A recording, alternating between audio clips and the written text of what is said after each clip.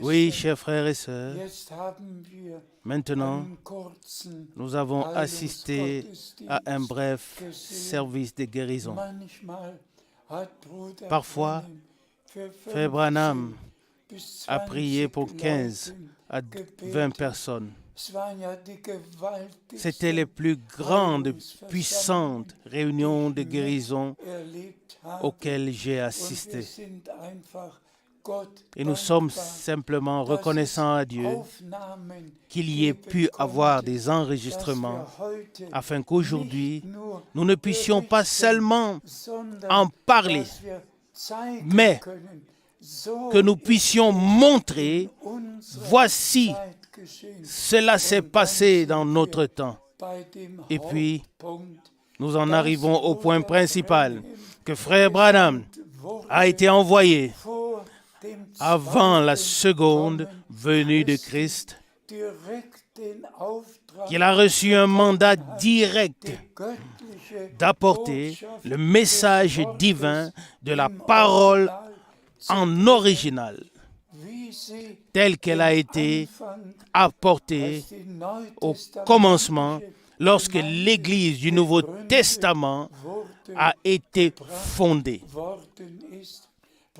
Frère Branham n'a pas seulement reçu de Dieu un don de guérison, mais le mandat direct d'apporter la parole, le message divin du salut qui doit être proclamé à toutes les nations et à toutes les langues.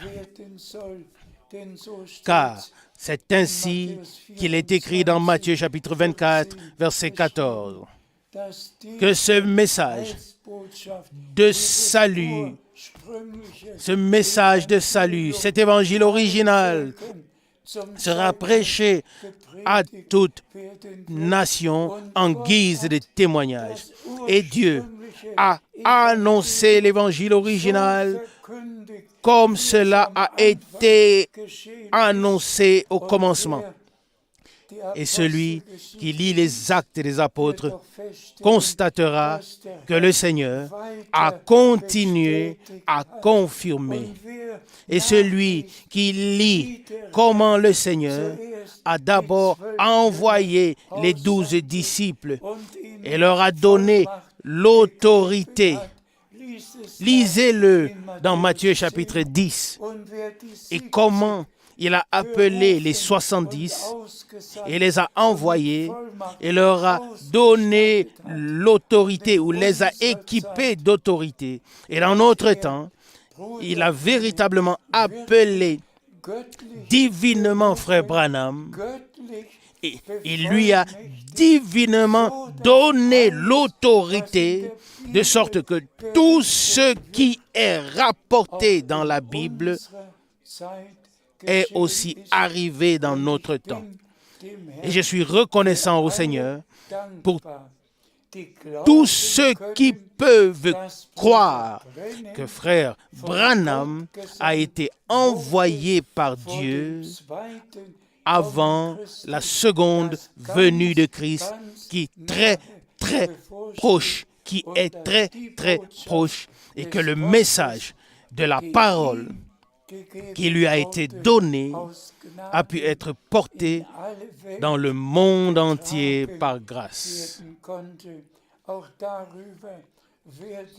Nous en parlerons également plus tard. Je suis de tout cœur reconnaissant à Dieu de ce que directement, lorsque j'ai entendu l'homme de Dieu pour la première fois, et pardonnez-moi si je me répète, mais après avoir entendu Frère Branham personnellement dans la réunion et après avoir vu ce que Dieu fait, alors mon désir le plus profond était de tendre la main à cet homme de Dieu. Et j'ai donné mon témoignage. Ce lundi matin, En août 1955, avant 8 heures du matin, j'étais déjà à l'hôtel pour saluer l'homme de Dieu. Et j'étais là à la réception. Et puis, il m'a été dit, voilà l'équipe qui entre déjà dans le hall. Et frère Branham et frère Guggenbull et d'autres frères étaient avec lui. Et il s'est arrêté un instant devant moi et m'a dit, « Tu es un prédicateur de l'Évangile. » Et il s'est tourné vers sa droite et a dit, « Ta femme est là, à la sortie, avec les bagages. » Et c'était au moins 10 mètres de distance. Dieu le Seigneur m'a montré lors de la première salutation qu'il y avait un prophète devant moi à qui je devais maintenant tendre la main et avec qui je devais parler. Et c'est ainsi que Dieu a utilisé les 10 années pendant lesquelles j'ai été avec frère Branham. Et je peux le dire, lié avec Dieu et avec le ministère que le Seigneur nous a donné. Je vais sans doute devoir le dire par écrit dans un bref témoignage, de manière courte et succincte comme cela s'est passé. Soyez aujourd'hui bénis et surtout tous les frères qui servent. Je prie Dieu qu'il n'y ait plus de malentendus, que tous les frères qui servent comprennent qu'il y a eu 2 appels divins dans notre temps. Que frère Branham a été appelé pour apporter le message et que frère Frank a été appelé pour porter le message dans le monde entier. C'est ce que frère Branham a personnellement mentionné et dit. Ce n'est pas moi qui précédera la seconde venue de Christ, mais le message que le Seigneur m'a donné précédera la seconde venue de Christ. Et cela me vient maintenant, et je dois vous le dire. Le 11 avril 1966, 1 heure après l'enterrement de frère Branham, lorsque je suis entré dans ma chambre d'hôtel, la chose s'est produite. Je venais d'entrer dans la chambre d'hôtel et devant moi se trouvait un fauteuil sur lequel je m'apprêtais à m'asseoir. Et alors, les paroles, maintenant, ton temps est venu d'aller de ville en ville pour annoncer la parole et porter le message et distribuer la nourriture. Bien-aimés frères, à ce sujet, je fais maintenant officiellement cette remarque. Frère Branham a accompli son ministère, j'ai accompli mon ministère, mais voici la chose, j'ai retransmis ce qui m'a été donné de Dieu par le ministère de frère Branham.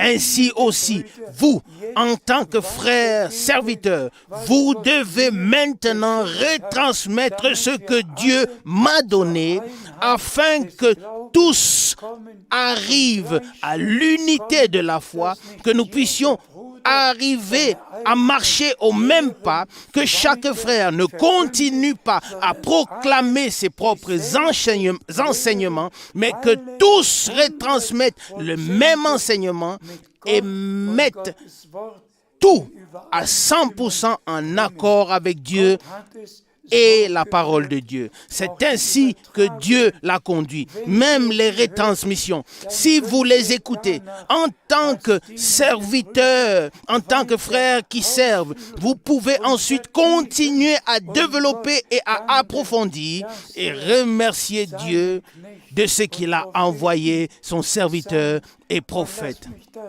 Et laissez-moi encore dire ceci.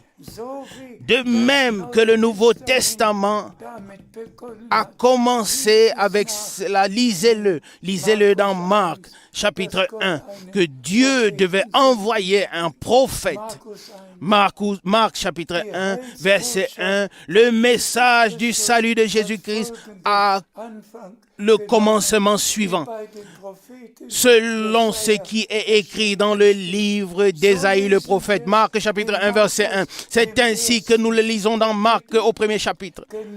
De la même manière, nous pouvons dire maintenant, le message divin du salut continue et arrive à sa fin, reprenant les promesses du prophète Malachie que le Seigneur a confirmé dans Matthieu chapitre 17. Voici, je vous enverrai Élie le prophète, commençant par l'envoi d'un prophète promis et s'achevant par l'envoi d'un prophète promis. Alléluia. Loué soit le Dieu de notre Seigneur Jésus-Christ. Oui, que notre Dieu soit élevé et loué, glorifié de ce que nous avons reçu par grâce, l'introduction dans le plan de salut de Dieu, par grâce, comme si nous étions directement assis aux pieds de notre Seigneur et que nous entendions tous les passages bibliques fraîchement de la bouche de notre Seigneur.